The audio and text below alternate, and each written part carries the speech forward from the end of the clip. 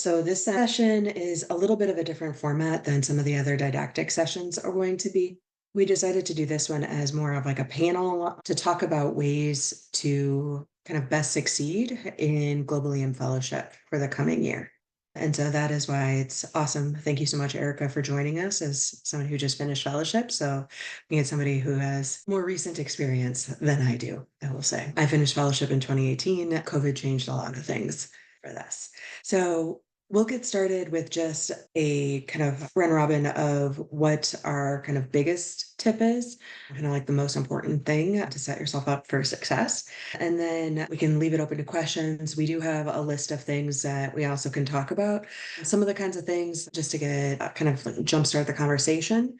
Some of the kinds of things we're talking about is like things to for travel gear, so things that make being on a plane better, things like what you need to carry on a trip, what you always have prepped, some time management stuff, and then anything that could be more of like a financial tip for this. And I think I'll get started.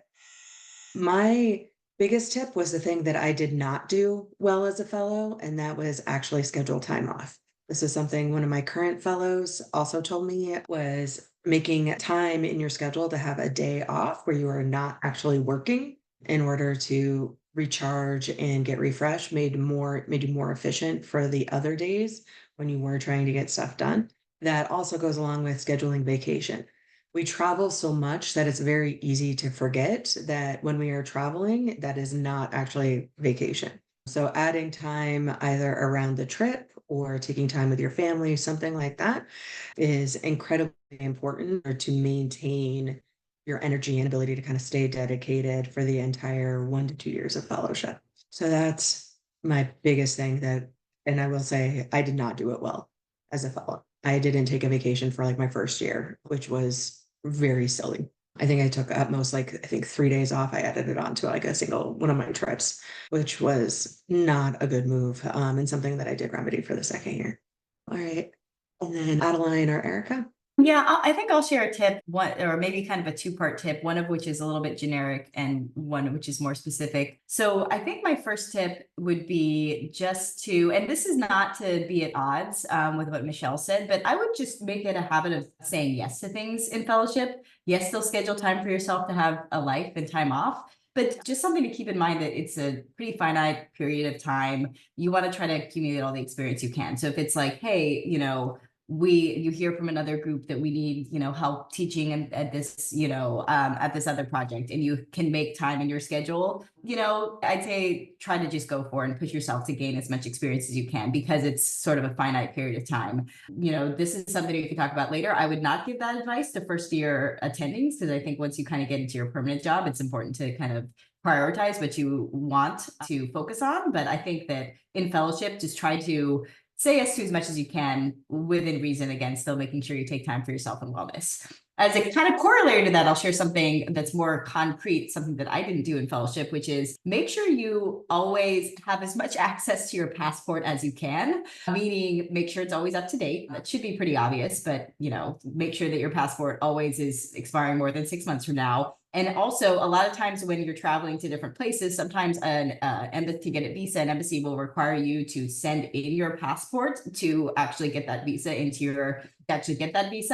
Try to pay for the expedited service, or if you're anywhere near an embassy, or actually go in person to do that. And that's just because while I was in fellowship, I actually missed out on an opportunity to travel kind of on short notice, because my passport was sitting in an embassy and it wasn't back to me. So just make sure you keep that passport close to you as much as you can.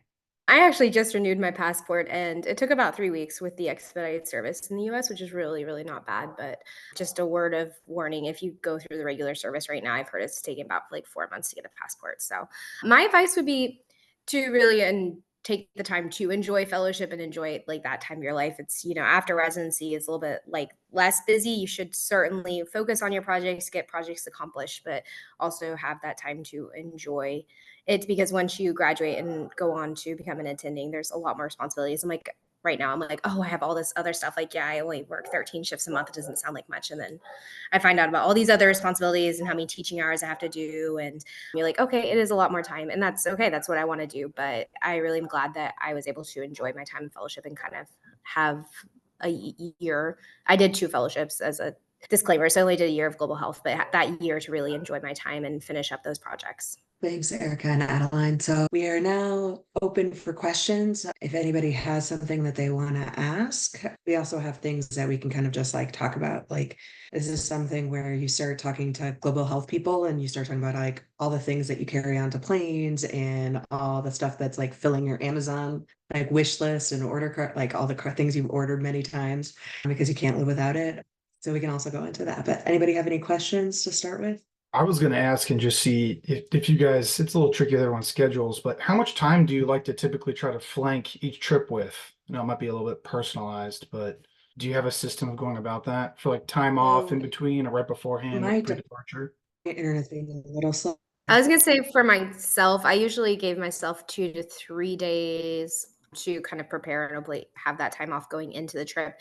And then there are 2 to 3 days after I like land back in the US before I go back to work, just to kind of get back into the time zone and have a chance to unpack. And of course there's lots of laundry, but yeah, so it was like 2 to 3 days on each end. I know other people that took about a week to travel after they finished, like they went on their rotation, then spent a week kind of traveling in that location after before coming back to US, which I think is also very reasonable. I think you should have the time to enjoy the area you're in too. So Yeah, I think that taking at least 1 to 2 days before you say have like a shift is critical, because flights inevitably get delayed and you know, and you don't want to be scrambling to get your colleagues to cover you at the last minute if possible. So I've heard of people who kind of like get out, or I know people who kind of get off of flights and then, you know, go into their shift the next morning. That I find that is kind of fraught with a little bit of error.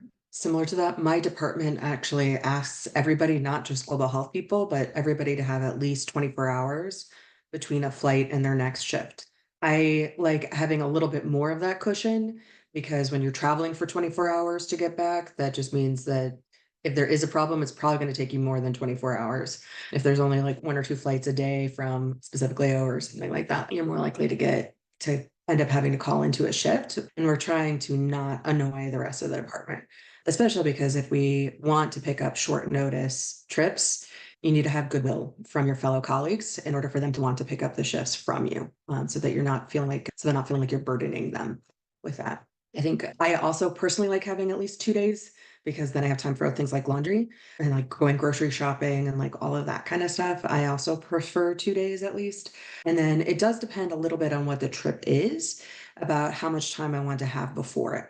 If it's something where I'm going to be doing a lot of teaching and I need some time in order to like make lectures, something like that, I will try to have a little bit more time before the trip so that I have a little bit of time to do that kind of work so that I'm not doing all of it on the plane, which I have done before. It is not ideal. You end up arriving very, very tired, and then your first teaching day ends up being a little bit entertaining, but not necessarily for the reasons you want it to be at that point. So it is nice to be able to get a little bit of a buffer so you can get some of that pre-work done ahead of time. Any other questions? I mean, I can keep going. All Do you right. guys have any preferences or like recommended clinical references, I guess, that you like to take with you? I don't have anything that's more general. Now, it does depend a lot on where you're working. I tend to work in a lot of med ed. So I tend to be teaching in kind of bigger cities with, it may not be great internet access, but at least is internet access. And so I tend to pull stuff up like like as I'm going, as opposed to having like the resource that I have downloaded on my phone. I don't have like a kind of the equivalent of CDC's Yellow Book or something like that kind of thing, like downloaded. I also ask my colleagues that are where I'm working what they're using as well. So I know kind of what their references are. And so that tends to be more of what I do personally. I like that suggestion of asking your colleagues what resources they use, but just some general other things you can use would be MSF publishes clinical guides, which are available to download for free. So there are a couple like ebooks that you can download onto a tablet or just onto your phone. Also, this depends on where you're working, but the AFSEM, the African College of Emergency Medicine, publishes like a physical kind of pocketbook. I mean, it's big. I'm not aware of like an ebook that they publish, but if there's something that you kind of want to learn about, that's a great reference because it's often has, you know, many of the chapters are authored by local authors. So it kind of gives you a perspective of kind of what their practices are. I would say by the same extension, I found that like papers, regional papers to that area, publications are very usable, are actually a great resource. So I was working on like some snake bites and venomations for the Tanzanian residents, EM residents, because they specifically were like, hey, like we don't really know about snake bites. And of course, like they study a lot of out of tentinelles, but it's really regional to the US in terms of what poisonous animals are included in there. And so we were able to find some papers out of South Africa that really went through envenomations that were local to kind of that eastern and southern area of Africa. So that was a really good resource. So Google is very helpful. You just want to make sure that your resources are like local to that area. Thanks for that. You can keep going with questions. I am going to just go ahead and I'm putting this into the chat. It's a Google Doc that we kind of collated a bunch of the resources that we kind of brainstormed. So you guys can also look through this. Any other questions? And Colin, you can keep asking. And if somebody else, Jessica, Jess, Juliet, Courtney, Shara, if you guys want to ask a question or put something in chat, go ahead. While we're doing that, I think I have a question, mainly because it's something I always like hearing the answer to. What is the one thing that you will always travel with, that you'll take on every flight ever? I'll share, and I think this is also a question that, many of our fellows have experience traveling to. So if anybody else wants to share, I won't call on anybody, but if anyone else has an idea that they want to share, including some of the current fellows, but mine is pretty simple. I certainly travel with like a couple of protein bars. You never know where, you're going to end up like stranded in the middle of the night and you're jet lagged and hungry. So I always travel with a couple of protein bars, and I am a little particular with like conditioner. So I basically always travel with like a bottle of my own conditioner. I always travel with a change of clothes because I have gotten delayed many a times for up to 48 hours so without my checked luggage. So I just always have like 1 to 2 changes of shirts, usually not pants, and maybe like something to wear as pajamas in there. And then I also always have a neck pillow. I prefer like it's really expensive. Ostrich neck pillow. It's not that expensive. It's kind of outrageous for a neck pillow, but I really love it. But I think finding a neck pillow that works for you or something, because like the aisle seats especially are uncomfortable in terms of like trying to find where to sleep, but then they're really convenient to using the bathroom. So I like the suggestions that have been put out. The portable charger, super important, agreed. And then headphones and snacks. Yes, agreed. Portable charger is one of mine. The other thing that I have, and this is actually where I keep a portable charger, is I have a seat pack organizer. So it's like, I'll put the link into the chat, this link in here. So this is something that I keep stocked with stuff like a pen, gum, but specifically gum that is in a hard pack, not like sticks of gum that are individually wrapped, because the sticks of gum will melt over time, but something that will rattle when you shake it, that kind of thing, because it tends to last longer. And then I have a portable charger in there. I have a kind of really short charging cord for it as well that lives in this bag. And then lip balm and a like tiny little thing of lotion. I've never been stopped by TSA from my tiny little thing of lotion not being in my quart size bag for this. Like I don't think they notice. But are you also traveling with like mountains of hand sanitizer as well? Because I kind of am. I have wipes, not like the bottles of hand sanitizer, but I always have wipes that I also keep in this bag. And I have an eye mask in this CPAC organizer as well. This is something where like, this is my like lifeline on the plane. This is what I keep stacked with like all the things. So it's kind of like a little bit of a cheat for me to say like, this is the one thing I carry because it has like 5 other things that make the flight so much better. But it means that I don't have to look for all of those things for those. And eye masks, this is also one of the things that I used to hate eye masks because I hate having like opening my eyes and feeling like something is touching my eyelids when I like open my eyes. It would drive me insane. And then I found the Manta eye mask, which has like rounds on it. So you can actually open your eyes underneath it without them like touching other stuff. Doesn't drive me insane, and you can move the cup around so that you can actually truly block out the light and make it like a little bit more individualized. But it is one of my favorite things as well for travel. Other questions? First year fellow, do you guys have any recommendations for like a must-read global health book? I'll leave that open to Erica and Adeline. I don't love most of the textbooks for various reasons. Yeah, I would agree. I'm not sure that I have a particular like must read entire like textbook or even There are a lot of great, like nonfiction books, depending on kind of like the topic you're interested in. But I guess just I'll pivot the question a little bit. And I like fiction a lot, like just as like a way to relax and read. So whenever I'm about to travel, I always kind of get a fiction book that's either set or in the area, like the general region where I'm going to be traveling, or like authored by someone from that region, just because I feel like it helps me sort of immerse myself in that experience a little bit better. So that's not like exactly an answer to your question, but tends to be more like what I read. I don't think there was any global health textbook we found, but I do think there's a few really good nonfiction books that are written by global health doctors. I think like Mountains Beyond Mountains is like one of my favorites. So I think those are good reads, just kind of get a scope of kind of the practice. But of course, those are a little bit older, and post-COVID things are definitely different. So Yeah. I think for kind of learning more about global health generally, I tend to more, there is an edX course that I think is great that was started by people in, I think, Brigham. That's great. It's like the Practitioner's Guide to Global Health, which is like a great resource for like kind of just learning more global health.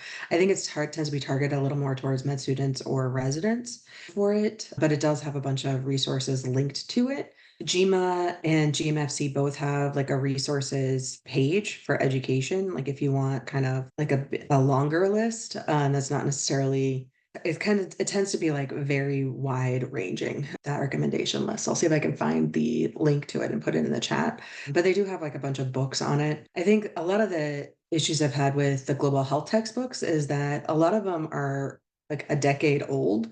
And there's some things that have changed about in terms of like language, things like that, where like they don't have any kind of like don't even have like a chapter on decolonizing. They don't like talk about that concept at all. Like there's like some things about like just like a textbook in general that would just make it tough to adjust to how quickly the field tends to change for something like global health. There's definitely not a great one for global EM. Like the one I know that's for global EM, I think is 15 years old or something like that. It's definitely not the most current. And as far as I know, there haven't been anything new that's published since COVID, which like certainly changed a lot. Other questions? I guess I'll ask a question because maybe I can learn something of either both Michelle and Erica or anybody else. I think that on the Google Doc, we included some tips about like health and safety, but I guess from either of you, is there any sort of, other than sort of the obvious, like take your malaria prophylaxis, make sure you're washing your vegetables, stuff like that. What kind of things do you do when you're in the field to keep yourself safe and healthy? this is actually something I learned more recently, so I didn't do it, but I wish I had known. But there's some pretty good studies that show that taking Pepto-Bismol daily, like the chewable tablets, actually helps prevent traveler's diarrhea, or decreases incidence pretty strongly. It's actually quite a bit of Pepto. I think they say you need to take 2 tablets like 4 times a day to help decrease incidence of traveler's diarrhea. But it is something interesting, and the studies are pretty good on that. So I would probably start taking, I don't know if I would take quite that much, but like maybe a couple a day when I'm traveling, just to kind of help prevent. And that's what I just had a really bad episode of traveler's diarrhea when I was there when I was in Tanzania in the spring. So I wish I had known that. So This is kind of similar, is I will do anything to avoid having traveler's diarrhea on a plane. That is kind of like my biggest, like, it is a nightmare scenario kind of thing. And so that means that I get a lot less adventurous with food the closer I get to my trip back. So that means no street food, no fresh veggies if it's not a place that I like very, very strongly trust, which generally means not really, really expensive with like a lot of expats visiting kind of thing. Like that's it's usually like the only places that I tend to trust the raw fruits and veggies is the really fancy hotels for the most part. And so the closer I get to the trip is like the stricter I am with where the food is coming from. It's kind of like watching the food safety. Like I get a lot less like being like even more careful about things like ice and drinks, all of that kind of stuff. I think I am pretty strict about using a bottled water for brushing my teeth. I do know some people that don't do that, depending on where they are. That's not something I'm willing to risk, like when it's such a easy thing to reduce your exposure. So like that's one of mine. The other one is I have wipes that have DEET as well. So it's the kind of thing that I tend to just keep tucked in like a lot of my travel stuff because I'm somebody that gets bitten by mosquitoes everywhere I go. And so having the like wipes with DEET means that I don't need to worry about something exploding and leaking in my bags. And I always have something that I can just like pull out and put on right before dinner. Like when I realize we're sitting outside kind of thing, like something that's like just very easy to travel with. I think the DEET wipes is a great suggestion. I think from like a mosquito prevention standpoint, always remember that like, most people take malaria prophylaxis when they travel to a place with malaria that has endemic malaria, but that's not going to prevent you from all the other mosquito-borne illnesses. So it's really important to be vigilant about like preventing mosquito bites. So using bug spray, using wipes. I have in the past once or twice. I know people who more routinely will like treat all their clothes with permethrin before traveling. So, you can buy some sort of like permethrin spray and just sort of essentially either get like the liquid spray, soak all your clothes in it, and then kind of let them dry outside. That is something I don't do routinely, but some people do. I've also, while I was pregnant, I was really particularly didn't want to get a lot of mosquito bites. So I traveled with like a portable bed net. You could buy on Amazon. There's a bunch of them that fold up into really small, like a really small package. And you can either put them in like a check suitcase or like as an additional carry-on, and then just kind of use them if you're worried that you're not going to have a bed net where you stay. The one I have and the notes that Michelle shared, I have the one that I particularly used, which was super easy to unfold. It was like the nightmare camping tent scenario where it was really, really hard to fold back up and get back into its little container. So I wouldn't necessarily 100% recommend that one, but there are a lot of options out there. Julia put into the chat that she treats the bed net that she carries, which is a great idea. I also don't routinely treat my clothes. That's something I tend to do. I've done it like once or twice before like a really long trip. A lot of mine in fellowship were like 2 weeks. And I was like mainly in cities, like where there's like less incidents of things like malaria. Still can get dengue and like a lot of the other mosquito-borne stuff. But because of that, it just takes time. One word of warning about the permethrin, I do think that that's actually can be really dangerous for pets while it's still liquid form. So that is something that if you do have pets and you are treating your clothes, make sure that the pets can't get access to the wet items, whatever's getting treated. Other questions? One thing that we kind of had talked about discussing that I am actually not the right person to answer this question because I'm terrible at it. But what are some resources for kind of getting connected to the local community? Like what is kind of like some strategies in order to kind of, if you're in the field for a while, like how do you kind of get more connected to the local area? Part of the reason I'm not as good at this is I tend to do shorter trips. So it's like 2 weeks. It's a lot harder to I feel like you're embedded into community on like a 2 week trip. If you're there for more than a month, that tends to be a little bit easier to make more local friends. Anybody have any suggestions for that? I think I had some thoughts about this. I think, well, certainly like, you can use your, contacts in the hospital kind of course, you're always going to want to, get to know those people, offer to, organize something, go out to dinner with them, even like host, if you're staying in a little house or something. I've hosted some of my, kind of local partners for like a dinner where I cooked something. So that's always like a good way to get in touch with the people you're working directly with. But I think it's also valuable to kind of get a little bit outside of that, like local hospital bubble. So, honestly, one thing when I've been on longer trips, like, I guess I'll preface this with like, I kind of hate Facebook in the US, it like as social media in general, but it's really big. I feel like in a lot of other places in the world where just like that's how people communicate things. That's how like you learn about a bunch of events. That's how a lot of news is communicated. So kind of making sure that like I had deleted my Facebook for a long time before fellowship and then sort of like reactivated it because I felt like that was a great way to learn about what was going on in kind of my neighborhoods when I was traveling. And then there's all sorts of like kind of groups you could join. So for instance, I think I joined this like ultimate frisbee group with like a group of people that would like play ultimate frisbee at like a field near where I was staying like once a week. And it was a good way to sort of like meet people outside of the hospital bubble that I otherwise wouldn't have met. Yeah, by the same extension, I would say WhatsApp is extremely popular in international travel. And so it's just easy to meet people, exchange WhatsApp numbers, and then they kind of post their kind of like Instagram, like their things they're doing that day. Sometimes they'll post events on their like little profile thing on WhatsApp. So you can kind of get to know people better that way and communicate with others. Yeah, definitely WhatsApp is kind of the preferred communication thing for most of my international friends. It's usually WhatsApp. I have had some luck as well, kind of feeling like more connected to community. If you can make like it's just kind of like a happenstance scenario, but like I know somebody who is American but is now living in the local, like living in Rwanda, for instance, and is married to a Rwandan. And so because of that, through her, I'm able to kind of get a better idea of like what events are happening and kind of what is more kind of what the local community is thinking about. That particular person also runs like a pickleball group.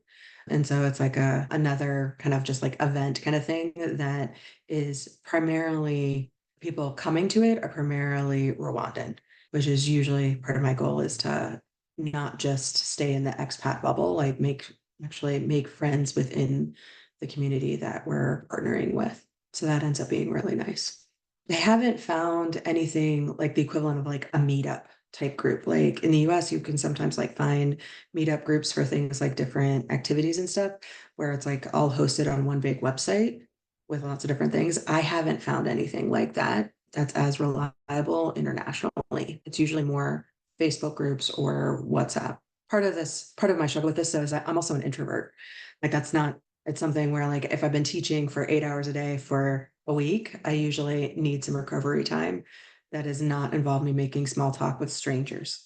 So that is also something to kind of keep in mind when you're traveling is how to make sure as well that you're able to kind of recharge and keep doing what you're there to do. I think that I guess last point is, important too, just to remember to do what you need to. I think that there can be a pressure to like, so to Michelle's point about like making sure you schedule time for yourself. I think that applies if you can when you're on a trip as well. Like, if you have the ability to take a day off, maybe not even to like go sightsee, but just to like sleep and like recover from jet lag.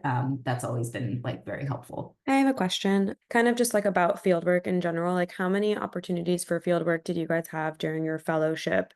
And kind of how did you manage it with your class schedule, or were your classes kind of on Zoom post-COVID and all of that? Like, was it a little bit more easier? Because I'm kind of struggling with that since mine are all in person. For me, I did 2 trips in that one year. I did Global Health Fellowship. Probably could have done a third, but I ended up doing a course up at Harvard instead. I did not do a master's, so for those classes, I didn't have to worry about that. I know that that's kind of the return to normal. I was talking about to one of the Global Health Fellows here, currently at UT Southwestern. He was telling me the same thing, that all the classes are in person. They're not really willing to work that much with him in order to take time off in order to do those type of activities. So that certainly seems to be like a new hurdle. So I think immediately post-COVID, a lot of things were online, and so it was a little bit easier in the last couple of years probably to do those online courses and travel. And this seems to be like one of the first years they're really enforcing these in-person classes. So that's a great question that unfortunately I just don't have a great answer for. So I did my master's in med ed pre-COVID, but even before then, it was actually scheduled to be all online, except for one time a year when we were there in person for about 2 weeks or like more a week and a half. And so it was really because it was online, it was more flexible for me to be able to call in from like Myanmar kind of thing in order to actually attend the classes. I think if you have required in-person classes, it's going to be tough. Yeah, I agree. I don't have a great advice other than just like if there's any flexibility. I'm assuming that your, degree has like some times for summer and maybe a break to as much as you can try to arrange your schedule if you're doing any projects to kind of fit when there are breaks in your coursework. Again, that's difficult to do that and also take vacation. But that would just, I think that would be my only suggestion and advice. And then I'm not sure if there's any capability for, your kind of whoever's leading your degree program to kind of work with or communicate with your program director to kind of, talk about your special circumstances as a global health fellow. But I guess my only other advice would just be to try to schedule your trips as much as you can during those breaks. This is also something you can ask if there's a second year fellow at your site, ask them if they were able to manage it and how they were able to. It may take a lot of planning ahead of time in order to stack your shifts so that you can get that time away when you are not in required coursework for it. And unfortunately, what I've heard from people that have had to do that, it tends to make that time incredibly busy because you're stacking shifts around classes. So it can be quite intense when you are required in the required classwork component for the master's programs. Other questions? I was wondering, I think Adeline, you had said that, one of the recommendations in fellowship is to say yes to everything.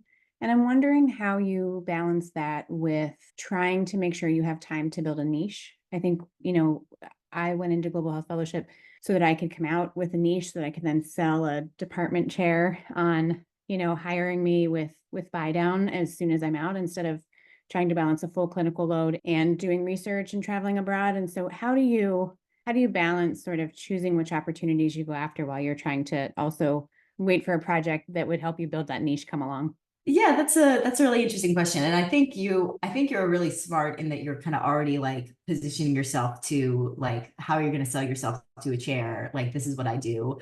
I would say that like, I mean, I think that to a certain extent, global health is a little bit of a niche in itself, right? Like, I think that you can now, I think that everybody does their own thing within global health, but keep in mind that that is already like a pretty specific role in a lot of departments. There are departments that have like big global health divisions, but there are also a lot of departments that maybe they have like one person or two people already. So, and then I think that, I guess I would say maybe to sort of amend my initial recommendation, I do think it's important to focus on what you're, to I think do what you feel like is going to help you sell yourself to a department chair ultimately. And like, let's say if you want to prepare to work on a grant, working on those sorts of things.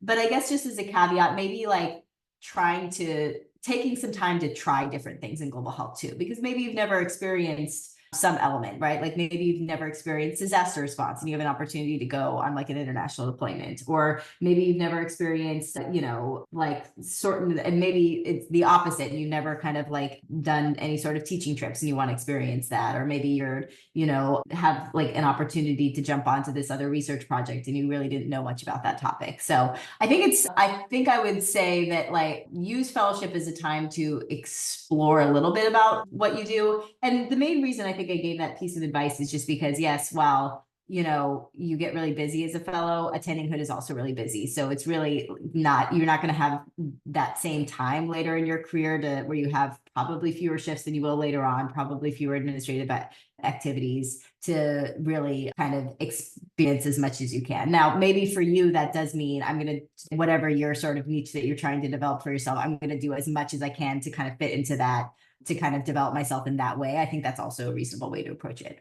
Does that make sense? Not to sort of like completely backtrack on what I said before, because I do think what you're doing is smart, but I think just trying to make as much time as you can to like try other little elements of global health too. That's really helpful. Thank you. I think the part I would add to that, I agree, like fellowship is some time to explore things that you're not going to be able to. Like it's going to be a lot harder to get the protected time in order to have like multiple teaching trips plus a disaster response, like plus like the variety. Like you just don't get that much of an opportunity for that as an attending when you're full faculty. I would say you do also want to make sure that you have enough time to do everything well. And because it kind of half-assing something is going to actually make you look worse.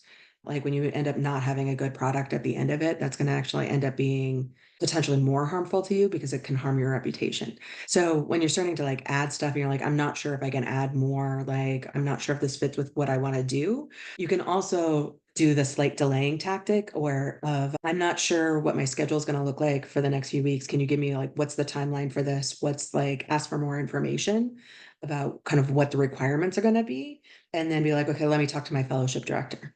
Use that as like your delaying tactic in order to figure out if you truly have time for something. You can say yes, but you don't have to say yes immediately to stuff. You can also be like, let me figure out if this is going to work. I want to make sure I do a good job or whatever that opportunity is. I really like the advice of saying I have to talk to my fellowship director. That's a really good delay tactic. I feel like I'm like a kid in a candy shop right now, and I just want to say yes to everything. That's why it's really hard. It's hard to say no. And, you feel that as if you're never going to get another opportunity if you say no to these incredible people that you're surrounded by. But delaying sounds like a great tactic to like reflect on it a little bit more. Thanks, guys. This is one of the things that fellowship directors are generally very happy to do, is be the sounding board to like figure out like what exactly you should be prioritizing. Don't forget, like you also have stuff like taking boards, which is not trivial and not unimportant. So that's like, you have to remember to kind of keep that kind of stuff in mind when you're planning your schedule for this. It's really easy to forget that kind of stuff. And then you're like, oh crap, I've got a week till my boards. I need to actually like study this. So it's 53 past the hour. So the way that we have structured these, like it's on the Zoom calendar, the Zoom invites for 2 hours, because we can kind of keep talking, or we can also let the fellows kind of keep going to have time to like chat amongst themselves, like so you guys can actually build a bit more of your community without the faculty kind of lurking over you. So why don't we take the next few minutes to keep asking questions? If you guys have more, we can keep going with questions. I'm happy to stick around if you guys have more stuff you want to like ask, and then we can turn it over to you guys to like chat a little bit if you want. Burning questions for the end. Hey, Juliet here. I'm, in second year. This is, the time for academics where we start looking for jobs and opportunities. I was wondering if you had any tips from when you were looking for jobs and how you kind of sought out different things in your departments or things that you wish you would have asked before going in and looking for jobs at this point in your career. Yeah, this is a super important question. And I think that we at some point will have kind of another webinar specifically looking at this topic, though I think it's going to be a little bit later. So understood that this is now when you're thinking about it. I think one of the most important things is trying to get a sense from your chair about just sort of how supportive they are of a global health mission. That is, I think, going to really, there are places where there are chairs that are super supportive, and then there are places where chairs are kind of skeptical of having their faculty use their time to teach somewhere else. I think that that's how some chairs kind of look at it, I think. But ultimately, I think that trying to get a sense of like when you're talking to the chair during an interview, do they seem really excited about all the work that you've done? Or do they kind of ask questions? Do you have to sort of sell why global health is important to them, to, a department? I think it's kind of going to be an important consideration. For me, I'm kind of an interesting position because I'm PDM trained and then global health. So my main focus currently is like medical education and pediatric emergency medicine abroad. But I was trying to find a job that I could be like 50% PDM and then 50% EM on my time, and then with a global health focus. And so I ended up at UT Southwestern, which has been a good experience, but their departments are pretty split. And so my biggest caveat on this is like, under the global health department, they had no other PDM people, or sorry, under the PDM department, they had no other global health. So they really brought me in and wanted to just kind of start global health. And then under the EM department, they have global health. So I could join that. That was not a problem.